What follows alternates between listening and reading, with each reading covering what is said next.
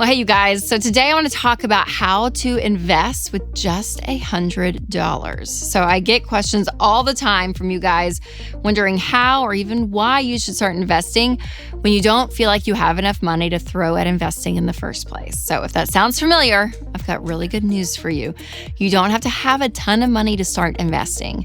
In fact, one of our core Ramsey teachings since the beginning has been the importance of investing early, even if you can only contribute a small amount at first.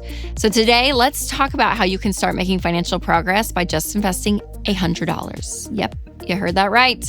And be sure to stick around to hear my number one don't when it comes to investing and wealth building. So now, before I explain what it looks like to invest $100, I want to catch everyone up to speed on some investing basics. Now, first, it's important to know why investing matters in the first place. Investing is one of the best places for you to grow your money. You know, this idea of, gosh, I would love my money to make money while I sleep and I don't do anything.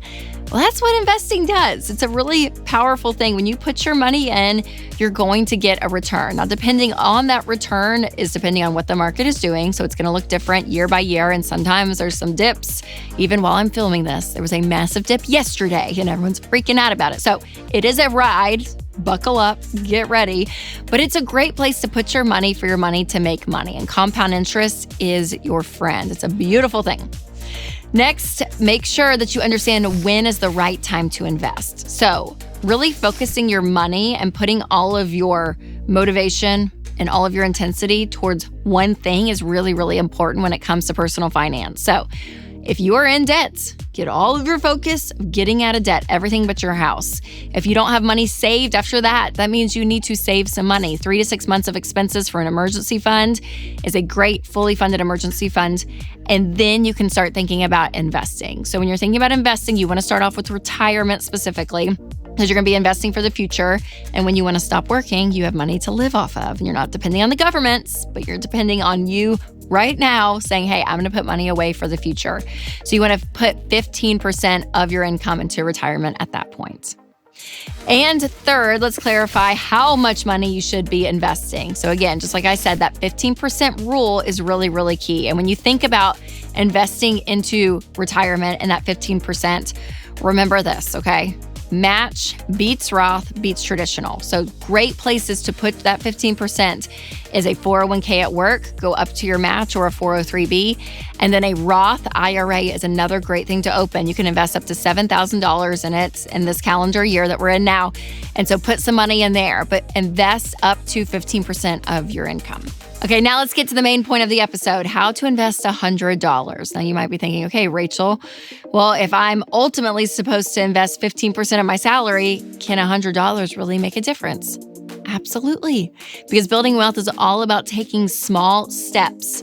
So again, you may be investing just a little bit at a time. Winston and I, when we were babies and when we got married in our early 20s and we started contributing, it was not a lot. Our 15% of our income was not a ton of money, but we still continue to do it. So even if you feel like, gosh, it's such a small game that I'm playing, it is important to start early and also to develop the habit of putting money away.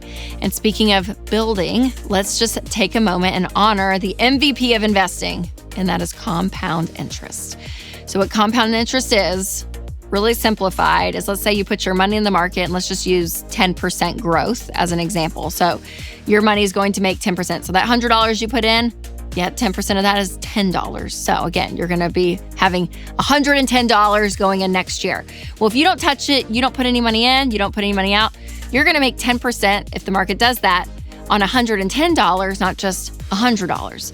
So what's happening is you are making money on not just the initial investment of that $100, but you're going to make money on the growth of it as well. So it just continues to get bigger and bigger and bigger. And what's crazy, let's just pretend that you're 22 years old and you put that $100 in, and let's say the average rate of return was 10% all the way till you're 65. That little $100 will grow to $7,240, which is pretty amazing. I mean, if you think about it, you just put $100 in and you just went on about your life. That's what it grows to. Now, obviously, $7,000 isn't enough money to sustain your life and to live on during, your retirement years of 15, 20, 30 years. But the powerful thing is that you can see what math does, because the point of this is that time is so key. Okay, next, let's talk through one of Dave's OG examples when it comes to investing. This is one that is tried and true and it works. But before I do that, I want to tell you about a faith-based alternative to health insurance that makes healthcare more affordable, and that is Christian Healthcare Ministries. So when you go against society and what society thinks is quote-unquote normal, like avoiding debt, as an example, it might seem really weird at first. But listen, that is okay. We want you to be weird if that means that you're doing things intentionally, including how you spend your healthcare dollars. And one way to be intentional is with Christian Healthcare Ministries. CHM isn't health insurance. They're a health cost-sharing ministry that's helped hundreds of thousands of families like yours take care of healthcare costs without sacrificing their freedom. Find out more and join chministries.org/budget. That's chministries.org/budget. All right, let's go to this investing example. We're going to take Jack and Blake. Jack started investing $200 a month when he turned 21 years old. But at 30, he decided to stop investing altogether. So he just left that fund alone. So for 9 years, Jack invested $2,400 a year, which is about $21,600 total. Now, his friend Blake, on the other hand, started investing $200 a month at age 30. So when Jack stopped investing, that is when Blake started investing. And he started investing at the same amount of $2,400 every single year until he was 68. Now, Blake invested $91,000 of his own money during that 38 years. And remember, in just 9 years, Jack invested $21,600. So if you had to guess, who do you think ended up with more money at retirement? Jack. That's right. So by investing $2,400 for 9 years, Jack ended up with $2.3 million, while Blake invested the same amount of money per year for 40 years, and he ended up with only $1.3 million. Is that not crazy? I mean, compound interest is wild. That's what compound interest did. That growth turned Jack's $21,600 to over $2 million because he started early. So again, time is on your side. Time is money, people. Time is money. So even if you can invest $100 or $200 a month and you start as early as possible, it's going to pay off. Now, before I share my number one investing don't, let's talk about where you need to put this $100.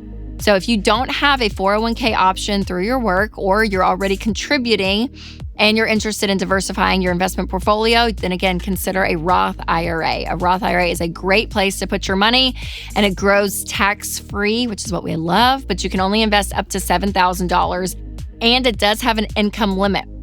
So if you make too much money, you won't qualify for the Roth IRA, but you can do what's called a backdoor Roth IRA, and you can still invest. Okay, let's say you've been investing for a while. How do you know when it's time to bump up your contributions? Well, I recommend adjusting the amounts that you invest as your income grows. So maybe you get a raise, maybe you gain a spouse's income, maybe you have a new career and you get paid a whole lot more. But when your income increases, you need to be bumping up your investments. So that 15% of your income needs to go along with your growing income.